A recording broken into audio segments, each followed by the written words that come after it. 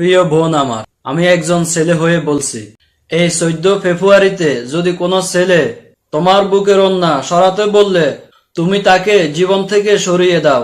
বোন, তোমার দেহটাকে এত সস্তা বানিয়ে দিও না, যেখানে 20 টাকার ফুচকা আর ছোট একটা গিফট এর বিনিময়ে বিক্রি হয়ে যায়।